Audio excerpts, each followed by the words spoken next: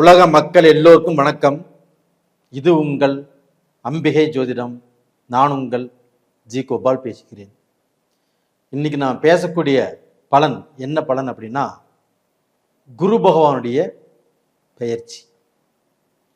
இப்போ நம்ம தமிழ்நாடே இல்லைன்னா உலக மக்களே எதிர்பார்க்கும் முக்கியமான பயிற்சி குரு பயிற்சி. ஏன்னா அந்த குரு பகவானுடைய அருள் இல்லைன்னா யாருமே சுபகாரியங்கள் செய்ய முடியாது, ஒரு நல்ல நிலைக்கு வர முடியாது, ஒரு சந்தோஷமான வாழ்க்கையை வாழ முடியாது. அதனால தான் இந்த குரு பயிற்சியை நம்ம ஆவலோடு எதிர்பார்க்குறோம். இப்போ அந்த குரு பயிற்சி ஆகப்பட்டது மேச ராசிக்காரங்களுக்கு எப்படி இருக்கும் அப்படிங்கிறத பார்க்க போகிறோம். அதற்கு முன்னாண்ட இந்த குரு பயிற்சி எப்போ நடக்குது அப்படின்னா, மே மாதம் 14ஆம் தேதி இந்த குரு பயிற்சி நடக்குது. அதாவது ரிஷபத்தில் இருந்த குரு பகவான் பெயர்ச்சியாகி மிதுனத்துக்கு போறாங்க. அப்படி மிதுனத்துக்கு போகக்கூடிய குரு பகவானால் மேச ராசிக்காரங்களுக்கு என்ன பலன் நடக்கவிருக்கிறது? அதாவது இந்த பலன் நம்ம சொல்றோம்னா இந்த பலனோடு பரிகாரமும் சொல்றோம். அதனால இது ரொம்ப ரொம்ப முக்கியமான வீடியோவாக இருக்கும். இதை ஸ்கிப் பண்ணாமல் பொறுமையாக நிதானமாக பாருங்கள். இப்போ இந்த குரு பகவானுக்கு ரொம்ப ரொம்ப பிடித்த விஷயம் என்ன அப்படின்னா குங்குமப்பூ. அப்போ அந்த குங்குமப்பூ அப்படின்னாவே விலை ஜாஸ்தி நாம் நினைப்போம். இருந்தாலும் பரவாயில்ல, குங்குமப்பூவில் 2 இதழ்கள் தண்ணியில் போட்டு கொதிக்க வச்சு அதை ஆற விட்டு அந்த தண்ணியை சாப்பிட்டு வர்றது ரொம்ப ரொம்ப நல்ல விஷயம். இதனால் என்ன ஆகும் அப்படின்னா, நமக்கு குழந்தை சிகப்பாக பிறக்கும், குழந்தை வெள்ளையாக பிறக்கும் அப்படின்னு நாம் நினைக்கிறோம். அது இல்லை.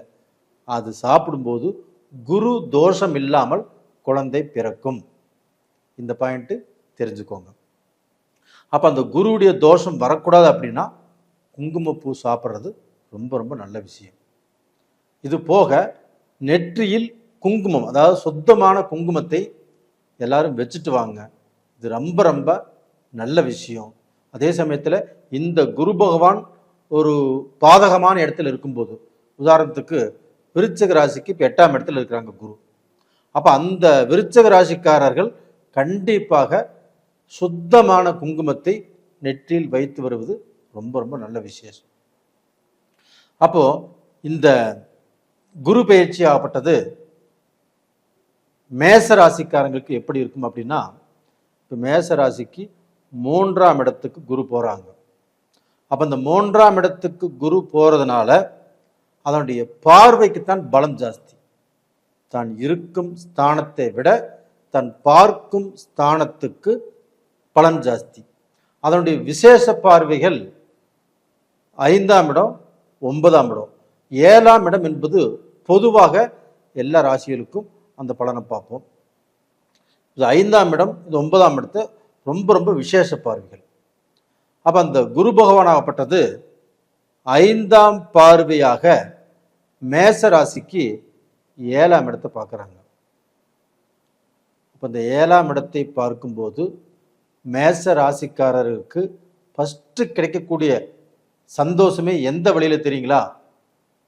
குடும்பம், மனைவி, மக்கள், இந்த வகையில் நல்ல சந்தோஷத்தை மேச ராசிக்காரர்கள் அடைய போகிறார்கள்.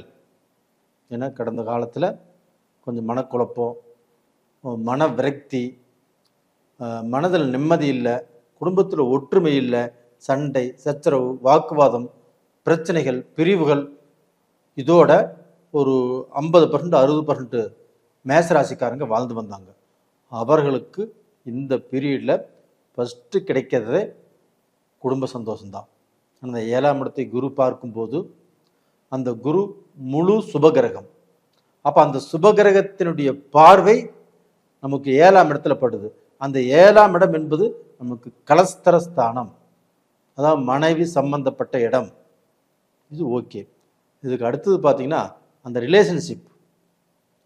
நீங்கள் ஒரு பொண்ணை விரும்புகிறீங்க, இல்லை பொண்ணு உங்களை விரும்புது, அது கொஞ்சம் பிரச்சனை, கொஞ்சம் தடுங்கல், கொஞ்சம் சிக்கல், இதெல்லாமே இருந்துச்சு.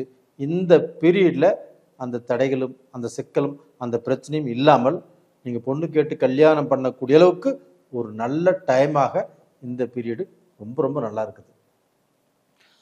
அது போக பார்த்தீங்கன்னா உங்களுக்கு மூத்த சகோதரர்கள், அதான் உங்களோட வயசுக்கு மூத்தவங்க, அவங்க கூட அந்த ரிலேஷன்ஷிப் அப்படிங்கிறது உங்களுக்கு நல்லா இருக்கும்.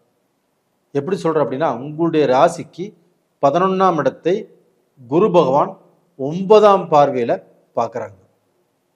அப்போ பார்த்தீங்கன்னா அந்த ரிலேஷன்ஷிப் மூலியமாக உங்களுக்கு ஒரு அண்டர்ஸ்டாண்டிங் கிடைக்கும். பிரிந்த உறவுகள் ஒன்று சேரும். உங்களுக்கு ஒரு பிஸ்னஸ் செய்யலாம். இதற்குண்டான வாய்ப்புகள் நல்லா இருக்குது. இது போக அந்த 9ஆம் இடத்தை அந்த 11ஆம் இடத்தை குரு பார்க்கறதுனால உங்களுக்கு பார்த்தீங்கன்னா எதிலும் லாபம், எங்கே திரும்பினாலும் லாபம், எதை செய்தாலும் லாபம்.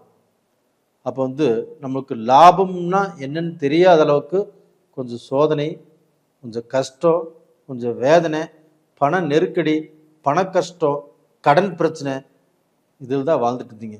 எவ்வளவு சம்பாதிச்சாலும் நம்ம கடன் தீரல, நம்ம ஒன்றுமே கஷ்டமே பட்டுட்ருக்குறோம். அப்படி வாழ்ந்துட்டு இருக்கிற உங்களுக்கு அந்த 11ஆம் இடத்தை குரு பார்க்கறதுனாலையும் அந்த 11ஆம் இடத்தில் ராகு இருக்கிறதுனாலையும் அந்த ராகுவை குரு பார்க்கறதுனாலையும் உங்களுக்கு இரட்டை யோகம். குரு பார்க்கறது ஒரு யோகம், அந்த குரு 11ஆம் இடத்தை பார்க்கறது ஒரு யோகம். அப்படின்னாலும் அதே 11ஆம் இடத்துல ராகு பகவானும் இருக்கிறாங்க. ஒரு பாவ கிரகங்கள் 3, 6, 11ஆம் இடத்தில் இருப்பது யோகம். அப்படி யோகமாக இருந்து அந்த யோகம் பெற்ற ராகுவை குரு பார்ப்பது இரட்டிப்பு யோகம். இதனால் உங்களுடைய தகுதி, உங்களுடைய தரம், உங்களுடைய அந்தஸ்து இது எல்லாமே மாறும்.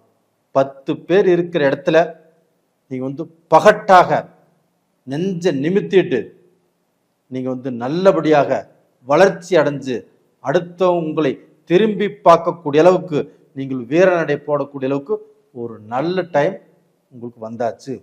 இந்த 1 வருட காலமும் உங்களுக்கு சூப்பர் டைம். அது போக அந்த ராகு இருக்கிறது 1.5 வருட காலங்கள். இந்த ராகு கண்டிப்பாக உங்களுடைய வாழ்க்கையை மாற்றி அமைத்து கொடுத்தே தீரும். ராகுன்னா பிரம்மாண்டம் தான்.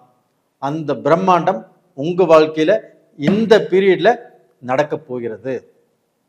அது போக மேஷராசியில் பிறந்தவங்க எல்லாருமே நண்பர்கள் அப்படின்னா உயிரையே கொடுக்குறீங்க.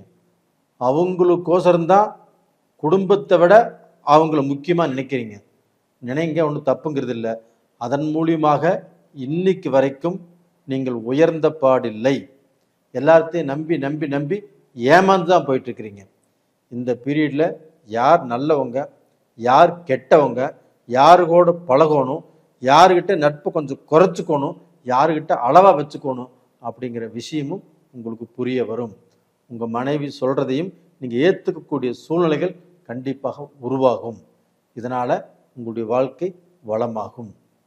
இது போக உங்களுடைய ராசிக்கு 5ஆம் இடத்துல கேது வர்றாங்க. அப்போ அந்த கேது பகவான் ஆப்பட்டது 5ஆம் இடம் என்பது புத்திரஸ்தானம். அப்போ உங்களுக்கு மக்களால் கொஞ்சம் குழப்பங்கள் வரும். மக்களுக்கு ஏதாவது ஒரு காரியங்கள் செய்ய முடியலையே அப்படிங்கிற வருத்தங்கள் உருவாகும். அவங்க காலேஜ் லைஃப்பை பற்றி கவலைப்படக்கூடிய சூழ்நிலைகள் உருவாகும். ரெண்டாவது அவங்க திருமண வாழ்க்கையை பற்றி கவலைப்படக்கூடிய சூழ்நிலைகள் உருவாகும். இல்லை அவங்க ஏதாவது முயற்சி பண்ணி அது அவங்களுக்கு நடக்காமல் போகலாம். இது மாதிரி சூழ்நிலைகளும் இப்போ இருக்குது. அது போக ஏதாவது விபத்து, ஏதாவது கண்டம் இது மாதிரி வருவதற்குண்டான வாய்ப்புகளும் இருக்குது. அப்படி இருந்தாலும் இப்போ இந்த குரு பகவான் நமக்கு நல்ல ஸ்தானத்தில் இருக்கிறதுனால, அதனுடைய பார்வையும் நல்லா இருக்கிறதுனால மக்களை அதிகமாக கண்டிக்க வேண்டாம். மக்கள் பார்த்தீங்கன்னா ஏதாவது ரூபத்தில் அந்த கஷ்டத்திலிருந்து மீண்டு வந்துடுவாங்க. அது போக நீங்கள் ஒரு நல்ல நிலைமைக்கு வருவதற்குண்டான வாய்ப்புகள் நல்லா இருக்குது. அதுபோக படிப்பு, பட்டம், எதிர்காலம் இதெல்லாமே ரொம்ப நல்லா இருக்குது. இந்த பீரியடில் நீங்கள் வணங்க வேண்டிய தெய்வம் எதுன்னு எடுத்துட்டோம்னா உங்களுடைய குலதெய்வத்தை நீங்கள் வணங்கி வாங்க. மறக்காமல் குலதெய்வத்துடைய கோயிலுக்கு மாதம் ஒரு டைமாவது போயிட்டு வாங்க. இல்லை 6 மாதத்துக்கு ஒரு டைமாவது போயிட்டு வாங்க. இது மாதிரி போயிட்டு வந்தீங்கன்னா உங்களுடைய கஷ்டங்கள் கண்டிப்பாக தீரும். அதுபோக அந்த செவ்வாய் பகவான் உங்களுடைய ராசிநாதன் இப்போ வந்து நீச்சத்தில் தான் இருக்கிறாரு. உங்களுடைய ராசிநாதனையும் இங்கே கும்பிட்டு வர்றது ரொம்ப ரொம்ப நல்ல விஷயம். இதை பயன்படுத்துங்க, கண்டிப்பாக நல்லா இருப்பீங்க. நேயர்களே, இந்த பதிவு பிடிச்சிருக்குன்னு நினைக்கிறேன். பிடிச்சிருந்தா லைக் பண்ணுங்கள், சப்ஸ்கிரைப் பண்ணுங்கள். உங்களுடைய நண்பர்களுக்கும் இதே ராசியாக இருந்தால் அவங்களுக்கும் ஷேர் பண்ணுங்கள். உங்களிடமிருந்து விடைபெறுவது உங்களின் ஜி கோபால். நன்றி, வணக்கம்.